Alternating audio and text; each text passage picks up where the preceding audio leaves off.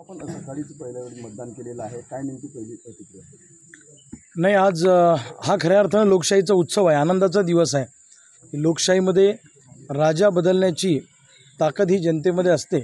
आज बुलढाणा लोकसभा मतदारसंघातनं मी आयुष्यातली पहिली निवडणूक लढतो आहे आणि या निवडणुकीमध्ये जनतेचा मला भरभक्कम पाठिंबा मिळतो आहे। मी अतिशय छोट्या गावातून येतो। माझं गाव 400 मताचं गाव आहे, अतिशय छोटं गाव आहे, डोंगराच्या काठाशी वसलेलं गाव आहे। एवढ्या छोट्याशा गावातला मी एका सामान्य शेतकऱ्याचा पोरगा आज बुलढाणा लोकसभेच्या मैदानामध्ये उतरलेलो आहे आणि जनतेचा भरभक्कम पाठिंबा मला त्या ठिकाणी मिळतो आहे। मी आज मतदानाचा हक्क बजावला।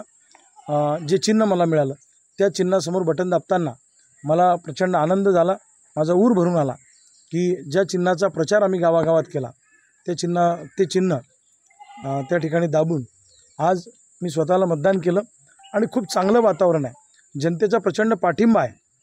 लोक चटणी भाकरी खाऊन स्वतःच्या घरच्या गाड्या घेऊन मिळेल त्या वाहनाने माझ्यासाठी प्रचार लोकांनी केला। जनतेचे उपकार मी मरेपर्यंत विसरू शकत नाही। जे प्रेम मोठमोठ्या राजकारण्यांच्या वाट्याला आलं नाही ते प्रेम माझ्यासारख्या छोट्या कार्यकर्त्याच्या वाट्याला आलेलं आहे। मी लोकांना काहीच देऊ शकत नाही, पण चळवळीमध्ये जो 22 वर्ष संघर्ष केला त्या संघर्षाची मजुरी देण्यासाठी लोक आज खंबीरपणे माझ्या पाठीशी जनता उभी आहे।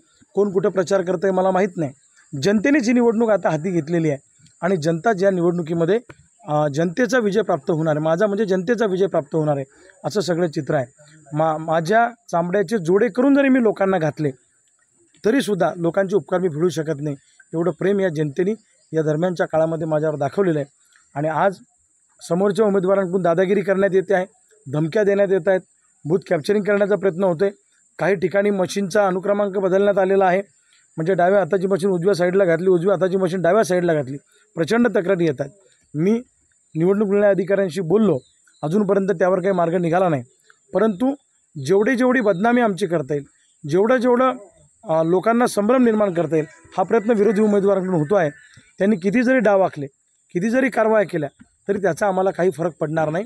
लक्षात ठेवा, जनतेने निवडणूक हाती घेतलेली आहे, जनता जिंकणार आहे। सत्य परेशान हो सकता है लेकिन पराजित नाही। युवकांचे हृदयस्थान काय आवाहन करणार आहे?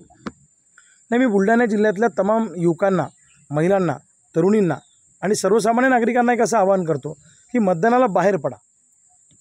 हा मतदानाचा दिवस म्हणजे हॉलिडे म्हणून साजरा करू नका, जास्तीत जास्त मतदान झालं पाहिजे। आपण मतदानाच्या दिवशी जर बाहेर पडलो नाही तर 5 वर्ष अमुक माणसाने ढमुक केलं आणि टमुक माणसाने टमुक केलं असं म्हणण्याचं मग नैतिक अधिकार आपल्याला उरत नाही। खऱ्या अर्थानं बाबासाहेब आंबेडकरांनी आपल्याला, संविधानाने आपल्याला राजा बदलण्याचा अधिकार आपल्याला दिलेला आहे घटनेमध्ये, त्यामुळे त्याचा पुरेपूर वापर आपण केला पाहिजे आणि सज्जन लोक जोपर्यंत संघटित येत नाही तोपर्यंत दुर्जनांचा पराभव होत नाही। त्यामुळं सगळ्या चांगल्या लोकांनी, सगळ्या मतदारांनी मतदानाला जास्तीत जास्त संख्येनं बाहेर पडलं पाहिजे आणि आपल्यासाठी लढणाऱ्या माणसाच्या पाठीशी उभं राहिलं पाहिजे।